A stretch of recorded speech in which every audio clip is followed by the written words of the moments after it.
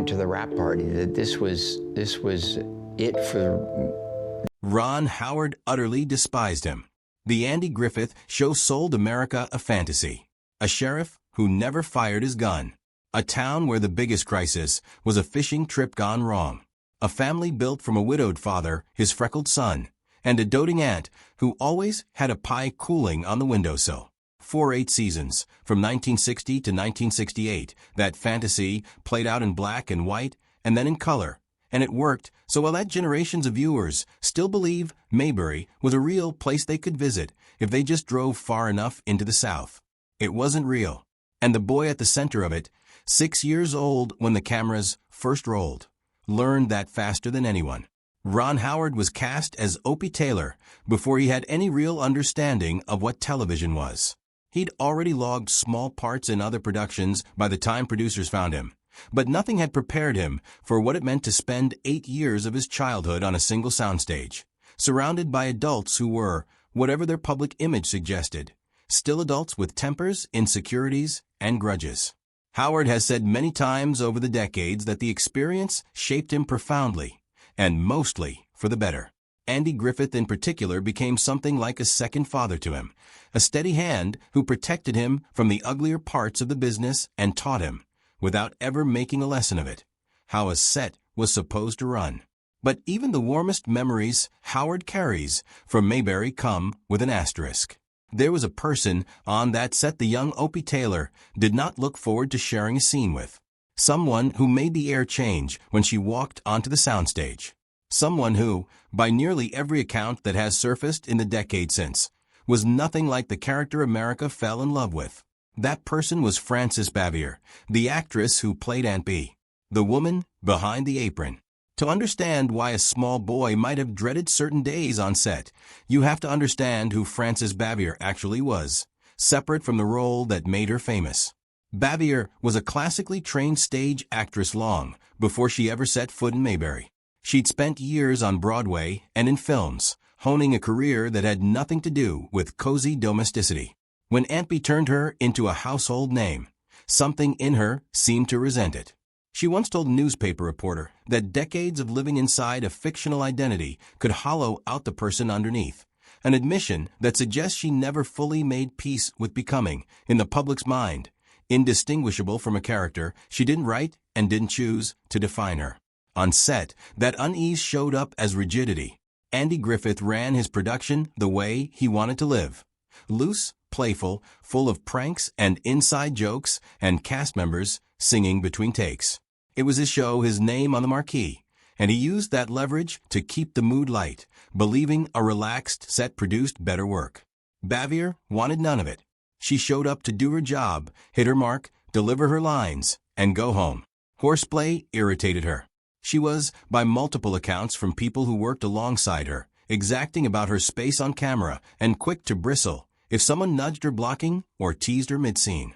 Howard Morris, who played the wild-eyed Ernest T. Bass and also directed several episodes, once compared directing her to walking through a minefield. The smallest adjustment could set off a reaction nobody saw coming.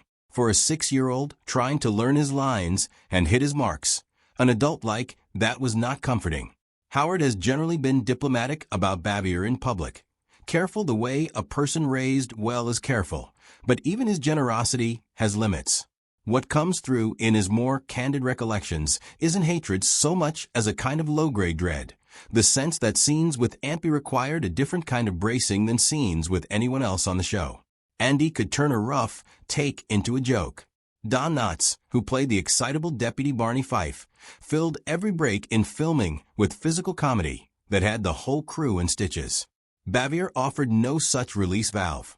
She was there to work, and she expected the same singular focus from a child who was, after all, still a child. The pickle jar. If there's one moment that captures the strange discomfort of working opposite Bavier, it's the now famous pickle episode, in which Opie is forced to choke down jar after jar of Aunt Bee's inedible homemade pickles rather than hurt her feelings by telling her the truth. It's a beloved bit of Mayberry lore, the kind of gentle L. Comfort's happening just off camera. The audience saw an adorable boy pulling a face at sour pickles. The boy himself remembers repetition, mild nausea, and an aunt figure who wasn't there to make it easier. The friction Howard sensed as a child was nothing compared to what was happening between the show's two biggest stars. Andy Griffith and Frances Bavier did not get along, and unlike most of the disagreements that flare up and cool down on a long-running production, theirs never really resolved, not until the very end. The root of it, as best as it can be reconstructed from the people who were there, wasn't one blow-up or one betrayal. It was a fundamental mismatch in temperament.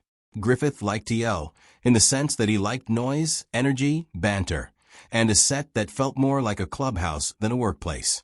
Bavier found that atmosphere disrespectful to the craft. She'd trained for years to earn the kind of precision she brought to a role, and she seems to have felt that Griffith's easy charm sometimes came at the expense of professionalism. Griffith, for his part, appears to have interpreted her reserve as coldness, maybe even snobbery, and there's at least one account suggesting he carried something like resentment toward her for years, muttering about her under his breath when he thought no one important was listening.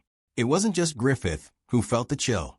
Jim Neighbors, who played the lovable gas station attendant Gomer Pyle, was reportedly one of the only people on the entire production who considered Bavier a genuine friend, which tells you something about how isolated she made herself, or was made to feel, on that set.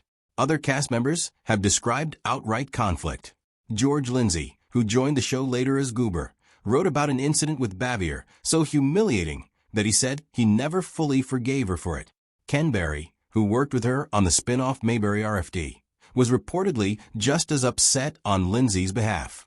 Griffith, to his credit, almost never discussed any of this publicly while the show was airing or for years afterward. He had a reputation as a professional's professional, someone who kept the drama contained rather than airing it for the tabloids, and he mostly succeeded. Rumors about the feud circulated in Hollywood for decades regardless, the way rumors do. But Griffith himself didn't confirm any of it until a television interview near the end of the 1990s, long after the show had ended and long after Bavier had died.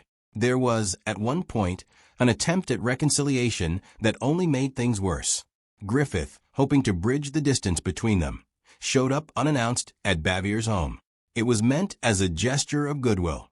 Bavier, who had grown fiercely protective of her privacy after retiring from acting, did not receive it that way. By some accounts, she wouldn't even open the door all the way, speaking to her visitors through a narrow gap rather than inviting them in, rather than closing the distance between them. The visit seems to have widened it, a reminder that good intentions don't always land the way you hope, especially with someone who has spent years building walls for reasons that have nothing to do with you.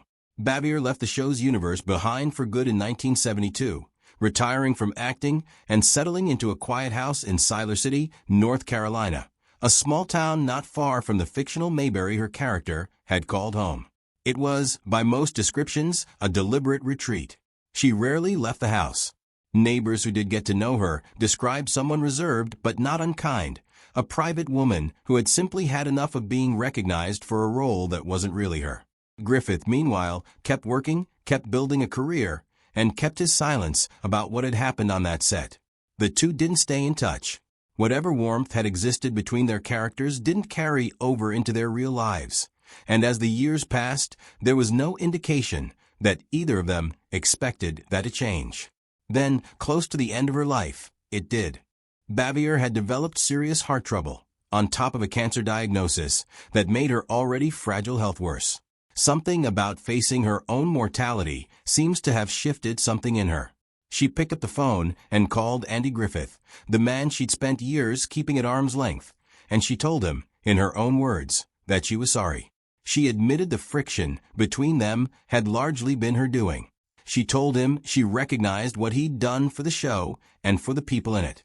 It wasn't a long conversation, and it wasn't a dramatic one, but it was enough.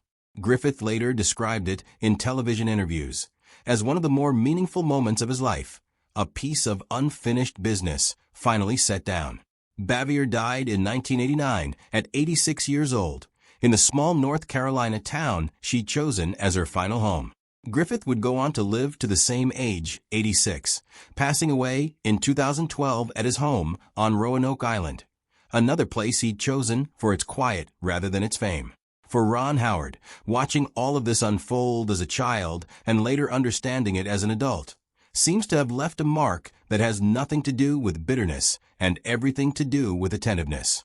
He grew into one of Hollywood's most consistently respected directors, someone known for steady leadership on set rather than dramatics, a reputation that stands in obvious contrast to some of what he witnessed as a boy. It isn't hard to imagine that the discomfort of working opposite an adult who made a set feel tense, even briefly, taught him something about the kind of set he wanted to run himself once he had the power to decide. His filmography speaks to a career built on patience and craft rather than shortcuts. The low-budget scrappiness of Grand Theft Auto, the crowd-pleasing charm of Splash, the eventual critical heights of Apollo 13 and A Beautiful Mind, the latter earning him the Best Director Oscar and a Best Picture win for the film itself. None of that success erased the early lessons of Mayberry. If anything, the show's mythology, a town built entirely on the idea of gentleness, filmed by people who weren't always gentle with each other, seems to have given Howard an early, formative education in the gap between image and reality, a gap he spent much of his career quietly examining in the stories he chooses to tell. The story of Andy Griffith and Frances Bavier isn't really a villain story. It's a story about two professionals who wanted different things from the same job, who let that difference calcify into years of distance, and who found only at the very end that the distance could be closed with a phone call and an apology neither of them had been ready to offer sooner. Ron Howard grew up inside that tension without fully understanding it, carried the discomfort of it in small, specific memories like a jar of pickles, and a scene partner who never quite warmed to him, and came out the other side with a clearer sense than most people get of how much effort it takes to keep a set, or a life, actually kind. Mayberry was never real. The kindness some of its cast fought to maintain behind the cameras, imperfectly and sometimes too late, was